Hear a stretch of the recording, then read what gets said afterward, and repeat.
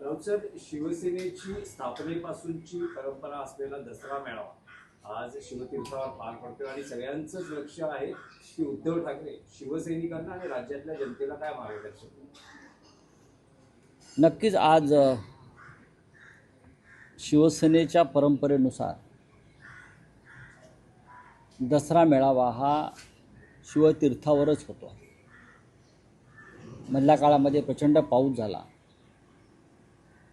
आणि गेल्या 8 ते 10 दिवसापासून शिवतीर्थावर म्हणजे प्रत्यक्ष मैदानावर असंख्य शिवसैनिक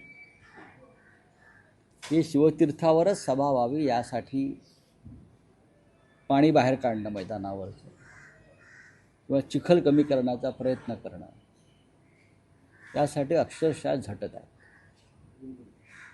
शिवसेनेचे खासदार अनिल देसाई त्या भागातले आमचे आहे, आमदार महेश सावंत, सर्व पदाधिकारी, स्वतः उद्धव ठाकरे त्याच्यावर लक्ष ठेवून आहेत. कारण परंपरा ज्या असतात, ज्या हिंदू हृदय सम्राट बाळासाहेब ठाकरे यांनी आम्हाला आखून दिलेल्या आहेत, त्यात खंड पडू नये. मग चिखल असेल, वादळ असेल, पाऊस असेल, संकट असेल, हा मेळावा व्हायला पाहिजे. विचारांचं आदानप्रदान, विचारांचं सोनं लुटलं गेलं पाहिजे. महाराष्ट्रातल्या जनतेला शिवसेनेकडून एक दिशा मिळायला हवी, मार्गदर्शन मिळायला हवं, ही आमची भूमिका आहे. त्यानुसार आज संध्याकाळी हजारो शिवसैनिक हे महाराष्ट्राच्या कानाकोपऱ्यातून मुंबईला पोचले आहेत, निघाले आहेत. ते पोचतील आणि आजचा मेळावा हा नेहमीच्या पद्धतीनं विशाल आणि विराट होईल. राऊतसाहेब, नेहमी म्हटलं जातं किंवा शिवसेना हा नेहमी प्रचार करते की विचारांचं सोनं लुटायला या, पण यंदाचा जो दसरा मेळावा शिवतीर्थावर पार पडतो आहे, चिखल आहे सर्वत्र, शिवाजी पार्कमध्येही.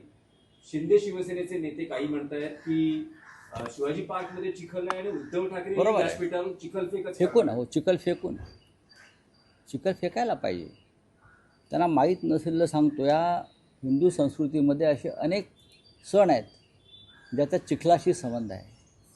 शिमगा असेल किंवा अन्य काही असतील, विदर्भात काही असे सण आहेत. त्यांना हिंदू धर्म आणि संस्कृती माहितीच नाही. हे दुसरं आहे. नरेंद्र मोदी सत्तेत आल्यापासून किंवा भाजपच्या हाती सत्ता मिळाल्यापासून त्याने एक नवीन परंपरा सुरू केली, ती म्हणजे गद्दारांचे मेळावे. आधी निष्ठावंतांचे मेळावे होत होते, पण भाजपच्या प्रेरणेनं, अमित शहांच्या प्रेरणेनं मुंबई महाराष्ट्रात गद्दारांचे मेळावे व्हायला लागले. आता गद्दारांच्या मेळाव्यावर चिखल नाही फेकायचं तर काय करायचं? पारिजातकाची फुलं फेकायची का बकुळीची फुलं फेकायची? पार्कातला जो चिखल आहे शिवतीर्थावरचा, त्या चिखलात त्यांना लोळवावंच लागेल. हिंदू हृदय सम्राट बाळासाहेब ठाकरे जरी असते तरी त्यांनी तेच केलं असतं. ज्याची त्याची जी लायकी असते त्यानुसार त्याच्यावरती त्या गोष्टींचा वर्षाव करायचा असतो.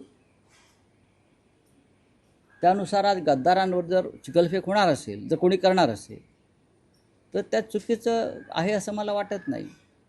पाकिस्तानबरोबर क्रिकेट खेळणाऱ्यांवर चिखलच फेकला पाहिजे आणि त्यांचं समर्थन करणाऱ्यांवर ते जास्त चिखल फेकला पाहिजे. हा राष्ट्रवादाचा प्रश्न आहे. हा प्रश्न जेव्हा राष्ट्रवाद, महाराष्ट्र धर्म, संस्कृती येते आणि त्याच्याशी बेईमानी करणाऱ्यांचा येतो, तेव्हा ज्याला जी भाषा समजेल त्या भाषेमध्ये उत्तर द्यावं, ही या महाराष्ट्राची परंपरा आहे. पण शिवतीर्थावर असलेला चिखल आणि शिवसैनिकांची गर्दी, असं वाटतंय की यंदा आव्हान आहे? अजिबात नाही. उद्धव ठाकरेंपुढे आम्हाला कधीच आव्हान नव्हतं. जर आव्हान असतं तर आम्ही चिखलामध्ये गेलोच नसतो ना. जर आम्हाला आव्हान वाटलं असतं तर हट्टानं शिवतीर्थावरच आपण मेळावा करूया, हा हट्ट आम्ही पुढे नेलाच नसता. ज्या अर्थी आम्हाला पूर्ण खात्री आहे की निष्ठावंत शिवसैनिक ऊन, वारा, पाऊस, वादळ, चिखल तुडवीत येतील आणि विचारांचं सोनं घेऊन जातील महाराष्ट्राच्या कानाकोपऱ्यात, त्यानुसार ते येतील. पहा तुम्ही संध्याकाळी काय नजारा आहे तो. महापालिका निवडणुकीला 90 दिवस बाकी आहेत.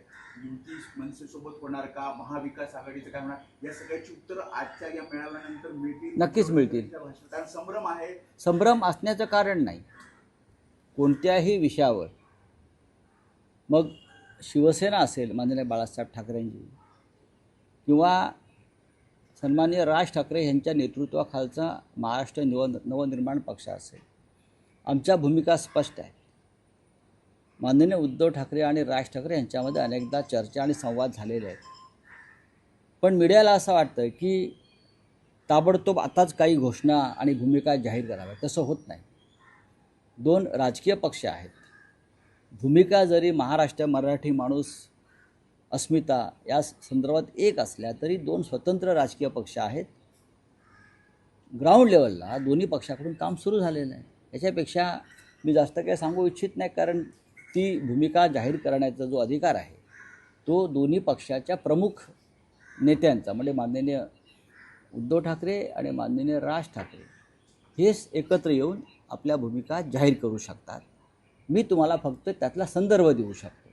नाही, पण राऊतसाहेब, दसरा मेळाव्यानंतर, कारण आता निवडणुकांना अवघे 3 महिने शिल्लक आहेत असं म्हटलं जात आहे, तर दसरा मेळाव्यानंतर अधिकृतरित्या दोन्ही पक्षांमध्ये जागा वाटपाचा फॉर्म्युला असेल किंवा अन्य काही राजकीय विषय असतील, यावर बैठका सुरू होतील.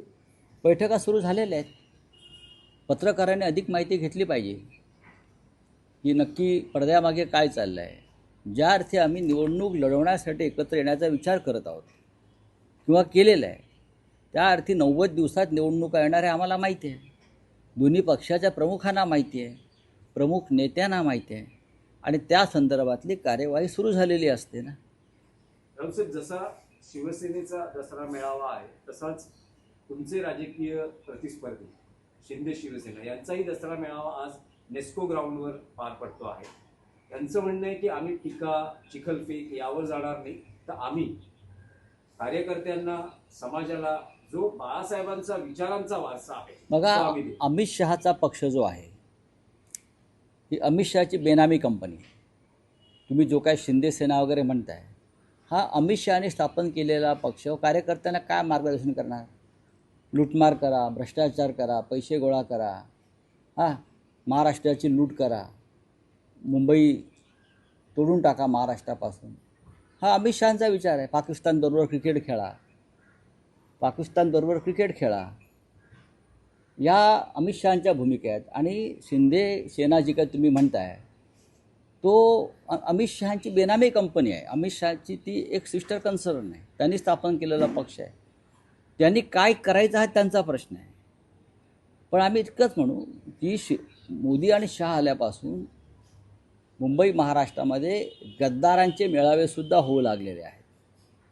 आता गद्दार बोलल्याबद्दल जर कोणाला वाईट वाटत असेल, टोचत असेल, तर त्यांनी सांगायला पाहिजे, स्पष्ट केलं पाहिजे की आम्ही गद्दार नाही आहोत. आम्ही गद्दार कसे नाही आहोत. ज्यांनी बाळासाहेब ठाकरेंची शिवसेना चोरली अमित शहांच्या मदतीनं, अलिबाबा चालीत चोर, अलिबाबा तिथे असतात गुजरातला. त्यानंतर चिन्ह चोरलं बाळासाहेबांचं, देव्हाऱ्यातला धनुष्यबाण चोरला, देव्हाऱ्यात दरोडा टाकला, आणि हे दसऱ्याला मेळावा घेत आहेत. हे कोणाला पटेल का? महाराष्ट्राला, मराठी माणसाला मला सांगा ना तुम्ही, हे कसले मेळावे घेत आहे?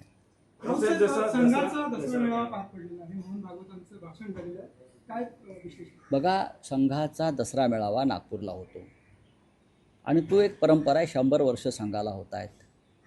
संघाची एक परंपरा आहे त्या मेळाव्याची. ते संचलन करतात अख्ख्या नागपुरामध्ये. त्यांच्या हातात काठ्या असतात आणि काठीच्या माध्यमातून देशाचं रक्षण करण्याची त्यांची मोठी परंपरा आहे. बाळासाहेब ठाकरे म्हणायचे दसऱ्याच्या मेळाव्यात की आम्हाला AK-47 हवा आहे. काठ्या लाठ्यानं तेल लावून देशाचं संरक्षण होणार नाही.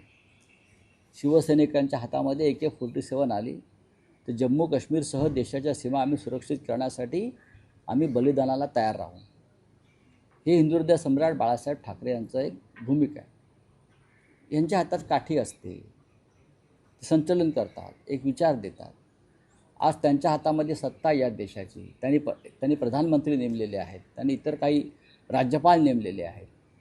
त्याच्यामुळे त्यांच्या संचालनाला एक सत्तेचं तेज आज आहे. 100 वर्ष होत आहेत. त्यांना महान राष्ट्रकार्याबद्दल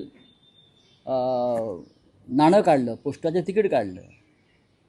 स्वातंत्र्य लढ्यामध्ये असं कोणतं राष्ट्रकार्य यांचं होतं हे एकदा भाजपने आणि त्यांच्यावर नाणं काढणाऱ्यांनी एकदा स्पष्ट केलं पाहिजे की हे महान राष्ट्रकार्य संघाच्या वतीनं झालं. नक्कीच संघ ही एक सांस्कृतिक संघटना आहे, त्यांचा हिंदुत्ववादी विचार आहे, याच्याविषयी आमच्या मनात अजिबात शंका नाही.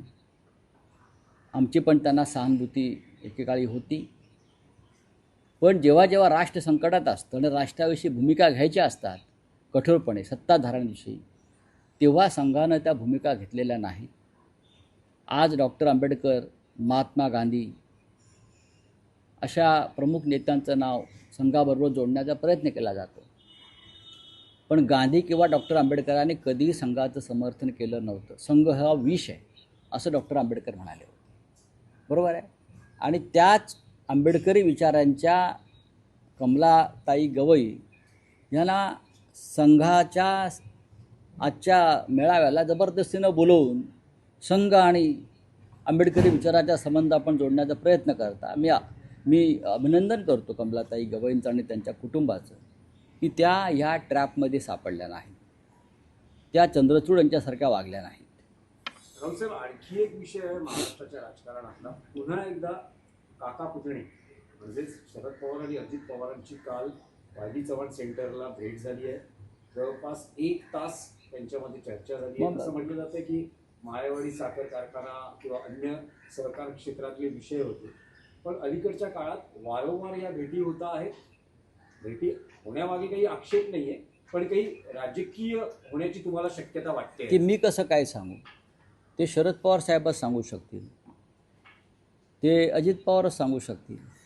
पण अजित पवार ह्यांच्यात आणि त्यांच्या पक्षातल्या त्यांच्या सहकार्यामध्ये या क्षणी अमित शहाची कंपनी सोडून दुसऱ्या कंपनीत जाण्याचं धाडस नाही, अजिबात धाडस नाही. त्यासाठी धाडस लागतं.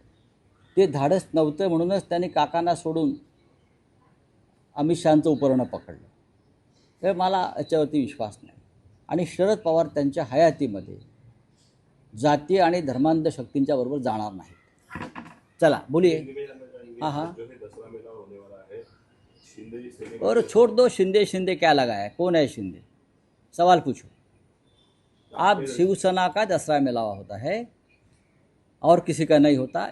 महाराष्ट्र में 2 ही दशहरा रैली होती है. एक नागपुर में राष्ट्रीय स्वयंसेवक संघ की रैली होती है, 100 साल हो गए. और मुंबई में शिवाजी पार्क यानी शिवतीर्थ पर हिंदू हृदय सम्राट बाला साहब ठाकरे जी ने जो शिवसेना स्थापन की, वो लगभग 60-65 साल से वो रैली होती है. दसरा विजय मेळावा होता है, वो आज होगा. उद्धव ठाकरे जी आएंगे, उद्धव ठाकरे जी मार्गदर्शन करेंगे. लाखों की संख्या में शिवसैनिक जमा होंगे. हमारे पूरे निष्ठावान लोग जो है शिवसेना के, वो वहाँ उस रैली में शामिल होंगे. अच्छी बात है, एक परंपरा है आरएसएस की दसरा रैली की, वो भी हो गया है. 100 साल हो गए रैली को, उनके आरएसएस की स्थापना को. हम उनको शुभकामनाएं देते हैं. Thank you.